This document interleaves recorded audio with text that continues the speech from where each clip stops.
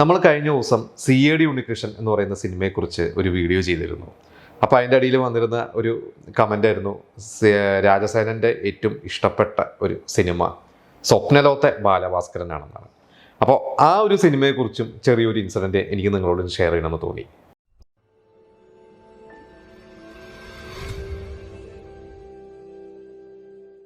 ഏകദേശം ഒരു 16ഓളം സിനിമകളാണ് രാജസേനും ജയറാം കൂട്ടുകെട്ടിൽ പുറത്തിറങ്ങിയിട്ടുള്ളത്. ഇതിൽ കടിഞ്ഞൂൽ കല്യാണം മുതൽ അവസാനം വരെ എനിക്ക് തോന്നുന്നു കനകസിംഹാസനം വരെയാണ് അവർ ചെയ്തിട്ടുള്ളത്. അതിൽ 1-2 സിനിമകൾ ഒഴിച്ച് ബാക്കിയൊക്കെ വിജയം തന്നെയായിരുന്നു. അതിൽ മേലെപ്പറമ്പിലാണ് വീടും, അനിയമ്പാവ ചേട്ടമ്പാവ, അല്ലെങ്കിൽ അയത്തദ്ദേഹം, കഥാനായകൻ, ഇങ്ങനത്തെ സിനിമകളെക്കുറിച്ചൊക്കെ പല ചർച്ചകൾ വരാറുണ്ട്. പക്ഷേ എനിക്ക് തോന്നുന്നു അധികം പേര് ചർച്ച ചെയ്യാത്ത ഒരു സിനിമയാണ് സ്വപ്നലോകത്തെ ബാലഭാസ്കരൻ. അത് ശരിക്കും നല്ലൊരു രസകരമായ സിനിമ. പക്ഷേ മറ്റ് സിനിമകൾ പോലെ അങ്ങനെ ഭയങ്കര ഒരു ബ്ലോക്ക് ബസ്റ്റർ ആവാത്തതുകൊണ്ടാണെന്ന് തോന്നുന്നു അധികം ചർച്ചകൾ വന്നിട്ടില്ല. ആ ഒരു സിനിമയെക്കുറിച്ചിട്ടുള്ള ഒരു ഇൻസിഡൻ്റ് അല്ല. അതിൽ നമുക്കറിയാം, രാജസേനൻ്റെ സിനിമകളിൽ രാജസേനൻ്റെ ഒരു സിനിമയിൽ ആദ്യമായിട്ട് ദിലീപ് അഭിനയിക്കുന്ന സിനിമയാണ് സ്വപ്നലോകത്തെ ബാലഭാസ്കരൻ. അതിനു മുമ്പ് ദിലീപ് അഭിനയിച്ചിട്ടില്ല. അതുപോലെ എനിക്ക് തോന്നുന്നു ജയറാമും ദിലീപും കൂടി അതിന് മുമ്പ് അവർ ഭയങ്കര സുഹൃത്തുക്കളാണ്. പക്ഷെ അവർ ഒരുമിച്ച് അങ്ങനെ ഒരു സിനിമയിൽ എന്തോ സുദിനം എന്ന് പറയുന്ന സിനിമയിലൊക്കെ അഭിനയിച്ചിട്ടുണ്ട്. പക്ഷേ ദിലീപ് അത്യാവശ്യം ഒന്ന് ഒരു നായകനായിട്ടും ഒരു നടനായിട്ട് തന്നെ എസ്റ്റാബ്ലിഷ്ഡ് ആയിട്ട് കയറി വരുന്ന ഒരു സമയത്തായിരുന്നു സ്വപ്നലോകത്തെ ബാലഭാസ്കരൻ. ശരിക്കും ആ വേഷത്തിൽ മറ്റൊരു നടനായിരുന്നു അഭിനയിക്കേണ്ടിരുന്നത്. അതിനെക്കുറിച്ച് ആ സിനിമയുടെ പ്രൊഡക്ഷൻ കൺട്രോളർ തന്നെയാണ്, അദ്ദേഹമാണ് ഒരിക്കലും ഒരു ഇൻ്റർവ്യൂവിൽ പറയുന്നത് ഞാൻ കേട്ടിട്ടുള്ളത്. അതായത് അന്ന് രാജസേന നമുക്കറിയാം ഒരു വർഷം 2-3 സിനിമ ചെയ്യുന്നുണ്ട്. അതിൽ ജയറാമിൻ്റെ ഡേറ്റ് ഇപ്പോൾ കിട്ടിയില്ലെങ്കിൽ വേറെ ആരെങ്കിലും വെച്ച് ചെയ്യും. അങ്ങനെ ചെയ്താണ് സത്യഭാമയ്ക്കൊരു പ്രേമലേഖനം, വാർദ്ധക്യ പുരാണം, ഇങ്ങനെ സിനിമകളൊക്കെ ചെയ്തിട്ടുണ്ട്. അപ്പോൾ ഈ സത്യഭാമയ്ക്കൊരു പ്രേമലേഖനം എന്ന് പറയുന്ന ഒരു സിനിമ ഒരു 95 അവസാനം, എനിക്ക് തോന്നുന്ന ഒരു ക്രിസ്മസ് സീസണാണ് റിലീസാവുന്നത്.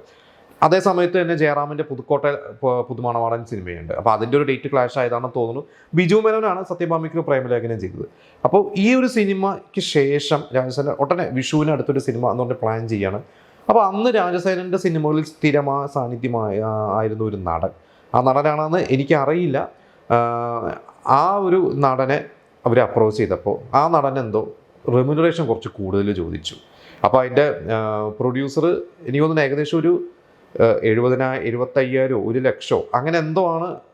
75,000 രൂപയാണ് റെമ്യൂണറേഷൻ ഫിക്സ് ചെയ്തിരുന്നത്. അന്നൊരു വലിയൊരു തുകയാണ് 75,000 എന്ന് പറയുന്നത് ഒരു സപ്പോർട്ടിങ് ആക്ടർക്ക്. പക്ഷേ അദ്ദേഹം അന്ന് 50,000 രൂപ കൂടുതൽ എന്തോ ചോദിച്ചു.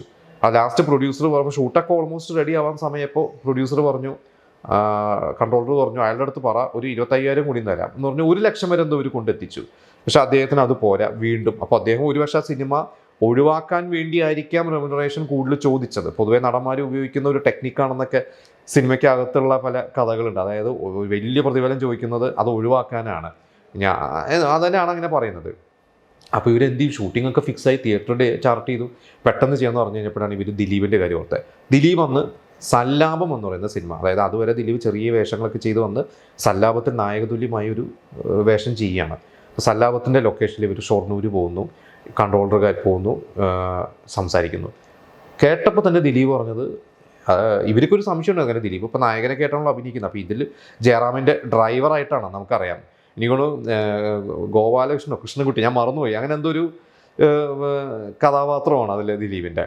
അപ്പോൾ നാരായണൻകുട്ടി എന്നാണെന്ന് പറഞ്ഞു, നാരായണൻകുട്ടി. എന്നിട്ട് അപ്പോൾ ഇവർ പറഞ്ഞപ്പോൾ ദിലീപ് പറഞ്ഞു, എനിക്ക് രാജസേനൻ ജയറാം കൂട്ടുകെട്ടിൽ ഒരു സിനിമ എന്ന് പറഞ്ഞു കഴിഞ്ഞാൽ ഞാൻ എന്തിനാണ് നോക്കണം, എൻ്റെ ഒരു ആഗ്രഹം, ഡ്രീമാണത്, ഞാൻ അഭിനയിച്ചിരിക്കുന്നു, ഞാൻ വന്നിരിക്കുന്നു എന്ന് പറഞ്ഞു. അല്ല, നിങ്ങൾക്ക് ഇനിയിപ്പോൾ നായകനായിട്ട് എനിക്കതൊരു പ്രശ്നമൊന്നുമല്ല. അപ്പോൾ റെമ്യൂണറേഷൻ്റെ കാര്യം ചോദിച്ചാൽ പറഞ്ഞു, പൈസയും ഒന്നും ഞാൻ ചോദിക്കുന്നില്ല, നിങ്ങൾ എന്താണെന്ന് വെച്ചാൽ തന്നാൽ മതി. എന്നിട്ട് അന്ന് മറ്റേ നടന് ഇവർ ചോദിച്ചത്, അല്ലെങ്കിൽ ആ നടന് കൊടുക്കാൻ ഉദ്ദേശിക്കുന്നതിനെക്കാട്ടും വളരെ കുറവാണെന്ന് ദിലീപിന് കൊടുത്തത്. അപ്പോൾ ആ നടൻ അന്ന് ദിലീപിനേക്കാളും താരമൂല്യം ഉണ്ടായിരുന്നു എന്ന് ആലോചിക്കണം. എന്നിട്ട് ദിലീപ് വന്നു, നമുക്കറിയാം നാരായണൻകുട്ടി, അതിൽ എനിക്ക് തോന്നുന്നു ഒരു പട്ടി ഓടിച്ചിട്ട് കടിക്കുന്ന ഒരു സീനിൽ ഞാൻ ഈ വീട്ടിലെ കുട്ടിയാടാ നാരായണൻകുട്ടി എന്നൊക്കെ പറയുന്ന ഒരു സീനൊക്കെ ഉണ്ട്. ദിലീപ് ഇളക്കി ചെയ്ത്, അതായത് ദിലീപിൻ്റെ ഒരു ഹ്യൂമർ സെൻസ് ഒക്കെയാണ് അന്ന് ജയറാമിൻ്റെ കൂടെയൊക്കെ തകർത്ത് അഭിനയിച്ചതാണ്. ആ സിനിമ അന്ന് 96 വിഷുവിന് സല്ലാപവും ഈ പറയുന്ന ഹിറ്റ്ലർ എന്ന് പറയുന്ന സിനിമയുണ്ട്, ഒപ്പം ഈ പറയുന്ന സ്വപ്നത്തോൽ ബാലഭാസ്കരനുണ്ട്. കുറേ സിനിമകൾ അന്ന് വിഷു സീസണിലുണ്ട്. അപ്പോൾ ദിലീപിൻ്റെ 2 സിനിമകൾ അന്ന് വന്നു. പിന്നീട് നമുക്കറിയാം സല്ലാപം ഇറങ്ങി. പിന്നെ അത് കഴിഞ്ഞിട്ടും ദിലീപ് തൂവൽ കൊട്ടാരത്തിൽ ജയറാമിൻ്റെ കൂടെയൊക്കെ ചെയ്തിട്ടുണ്ട്.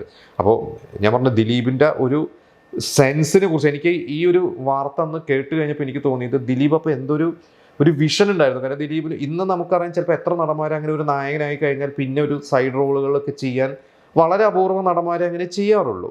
പക്ഷേ ദിലീപ് അന്ന് ജയറാമിൻ്റെ ഡ്രൈവർ, ഇപ്പുറത്തെ നായകനായിട്ട് സല്ലാപം കഴിഞ്ഞാൽ ദിലീപിന് അറിയാം സല്ലാപം ഹിറ്റാവും, ഞാൻ വീണ്ടും ഞാൻ നായകനായിട്ട് എനിക്കൊരു ഗ്രോത്ത് വരും. അപ്പോഴും പക്ഷേ പോയിട്ട് ഒരു ഇമേജ് ഒന്നും നോക്കാതെ ജയറാമിൻ്റെ ഡ്രൈവറുടെ വേഷം ചെയ്തു എന്നുള്ളതാണ്. അപ്പോൾ ആ ഒരു സിനിമയെക്കുറിച്ച് നിങ്ങൾക്ക് അറിയാവുന്ന നിങ്ങളുടെ ചില എക്സ്പീരിയൻസുകൾ നമ്മളോട് ഷെയർ ചെയ്യുക. ഇതുപോലെ നിങ്ങൾ കാണാൻ ആഗ്രഹിക്കുന്ന അല്ലെങ്കിൽ നമ്മൾ ചിലപ്പോൾ മറന്നിരിക്കുന്ന സിനിമകളായിരിക്കും. അപ്പോൾ നിങ്ങളുടെ വിലയേറിയ അഭിപ്രായങ്ങളും സജഷൻസൊക്കെ നിങ്ങളുടെ അറിവുകളൊക്കെ നമ്മളോട് പറയുമ്പോൾ നമുക്കും അത് ഇമ്പ്രൂവ് ചെയ്യാൻ പറ്റുള്ളൂ. അപ്പോൾ എന്തായാലും മറ്റൊരു രസകരമായിട്ടുള്ള ഒരു വീഡിയോയിലൂടെ നമുക്ക് വീണ്ടും കാണാം.